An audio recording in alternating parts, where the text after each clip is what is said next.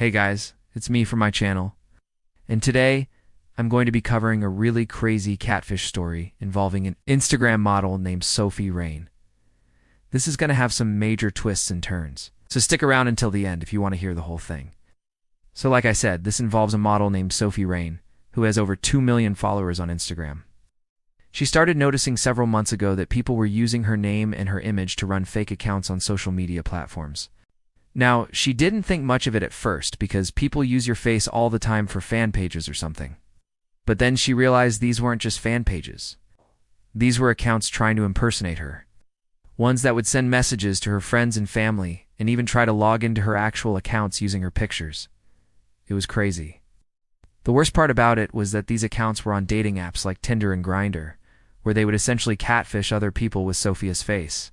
Some of these profiles would even claim that they were transsexuals who looked like Sophie. This was not only illegal, but messed up on so many levels. I mean, I get it. You could be a fan of somebody, but taking their pictures and trying to pretend to be them, that crosses a line. Imagine if one of those people that interacted with these accounts thought that they were talking to Sophie. How would they feel when they found out they had been catfished? Also, imagine being trans and trying to date someone thinking you are Sophie Rain, a cisgender woman, and then having to tell them that you're actually a man. I don't think that would go too well. Anyway, enough of the backstory. Let's get into the juicy stuff.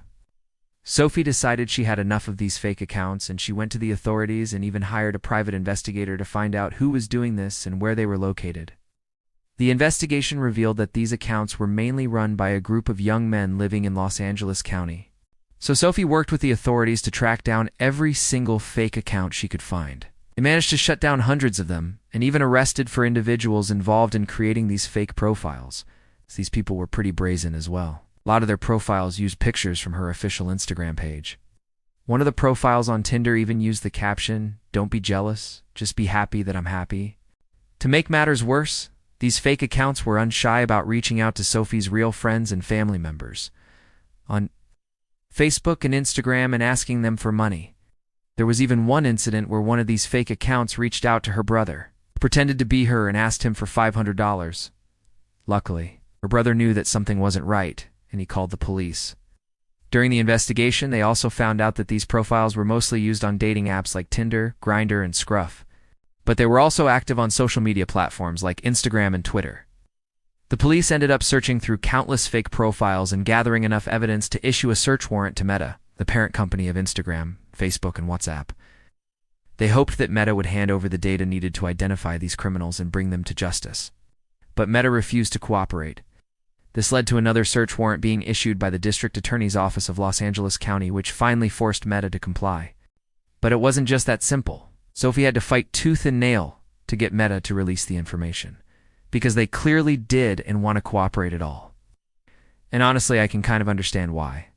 Sophie's lawyer sent Meta a letter stating that his client, meaning Sophie, was being sexually exploited on their platforms. He requested IP addresses, account details, and other information related to the fake accounts.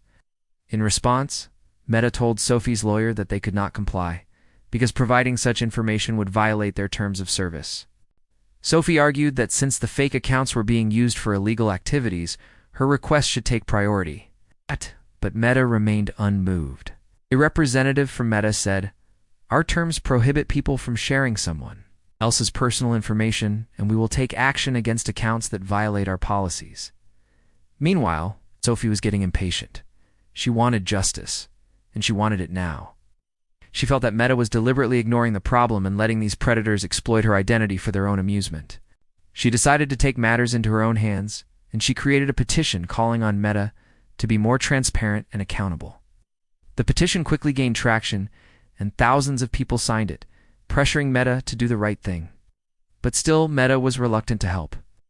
They claimed that they couldn't release the information without a valid legal reason. Sophie responded by saying, "How is this not a valid reason? My life is being destroyed, and these people are ruining my reputation and exploiting me sexually while I'm sleeping. What more do they need?" Eventually, Sophie's persistence paid off, and Meta agreed to share the information with the authorities. It took some time, but the police were able to track down the people behind the fake accounts. They were shocked to discover that most of them were young men in their early 20s. You would think that someone who engages in such behavior would be older. But maybe it's just a product of living in the LA area and being spoiled. Maybe they got bored and had nothing better to do. Whatever the reason, these people faced serious consequences for their actions. The 4 men arrested were charged with several counts of identity theft and fraud. They were also charged with using a computer to commit a crime, which is a felony. Each of them was given the same charges, which was likely due to their involvement in running multiple fake profiles. They all pleaded not guilty, which made Sophie question if this would ever come to an end. But the judge saw through their lies, and they were found guilty. Each defendant was sentenced to 3 years of probation, 30 days of community service, and 12 hours of domestic violence counseling. 2 of them were also ordered to pay $1,000 in fines each, which was a small fraction of what Sophie had spent on lawyers and investigators. All 4 men were also banned from using social media platforms and dating apps, which meant that they wouldn't be able to create any more fake profiles. But that was not the end of the story. Sophie continued to receive threats and messages from unknown people even after the verdict was delivered. Some of the messages were threatening, while others were simply creepy. It seemed like no matter how hard she tried, she couldn't escape the clutches of these stalkers. They had become obsessed with her, and nothing would change that. In fact, things got even crazier after the sentencing. As the news of the verdict spread, more and more people came forward with their own stories of being catfished or stalked by these same men. It turned out that these men had been targeting women and other influencers for quite some time. They had used the same tactics to create fake profiles and harass their victims. One woman came forward and said that she had received messages from one of the men posing as a friend of hers. He had used her name and profile picture to message her friends and family members. Another influencer said that she had been stalked by one of the men for months. He had created fake accounts to follow her every move and even showed up at her house uninvited. It was at this point that Sophie realized that she was not just fighting for herself, but for all the other women who had been affected by these men. She vowed to continue speaking out against online harassment and stalking and to help other victims seek justice. She also called on social media platforms to do more to protect their users from these predators. The case of Sophie Rain and the fake accounts using her likeness is a disturbing reminder of the dark side of social media. It shows how easy it is for people to hide behind fake profiles and prey on others. It also highlights the need for social media companies to do more to protect their users from online harassment and stalking. While the outcome of this case is positive, it is important to remember that this is still an ongoing battle. We must continue to raise awareness and push for change, so that everyone can feel safe and respected online. I have a fairly uncommon name, and there is a popular girl-ass name that sounds very similar to mine. People sometimes get our names confused, and they had people message me thinking they read talking to the other person. Usually it's just a simple mix-up, and they'll say something like, "Oh, sorry, wrong person," and then they'll apologize and leave. But this started happening more and more frequently, and it became very annoying. Then one day I got a message from a guy saying, "Hey, we met on a dating app. Why are you ignoring me?" I told him that we'd never spoken before, and he got really angry and called me slut and said that I had blocked him on the dating app, and that he was messaging me here. I told him again that I wasn't the person he was looking for, but he continued to call me names and say that I was trying to play hard to get, so I blocked him. Later that day, I got a message from a different guy saying, "Hey, we met at a party last week. Why didn't you tell me your name?" I told him that I was on the person he was looking for, and he seemed confused and asked me to clarify what I meant. So I said, "You're probably thinking of someone else." He responded by saying, "No, I'm sure I have the right account." "What do you mean?" And I responded, "I'm not the person you're looking for. I'm not that person." Then he started getting angry and called me an asshole and said that I was purposely trying to lead him on and that I was a bad person for doing that. I told him again that I wasn't the person he was looking for, but he continued to call me names and say that I was trying to play hard to get. So I blocked him. This kept happening over and over again. People would message me out of nowhere and say things like, "We met at a party 2 weeks ago. Do you remember?" And when I would tell them that I wasn't the person they were looking for, they would get angry and say things like, "Oh, so you're just some random person who's trying to mess with me." It was so annoying, and it was making me feel really bad and stressed out. And then one day, I got a message from a guy who said, "Hey, we met on a dating app. You were talking to me last week. Why did you unmatch with me?" I responded, "I never matched with you." And then he said, "Oh, okay. Thanks for clearing that up. Sorry to bother you."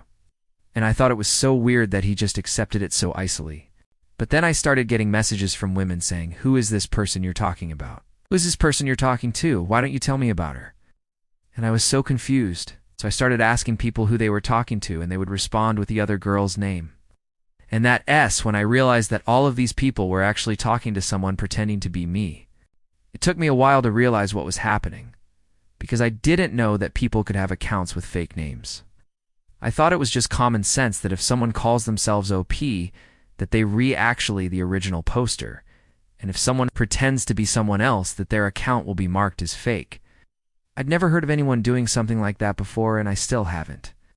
You may have seen some posts going around on social media claiming to be me. These posts are not me.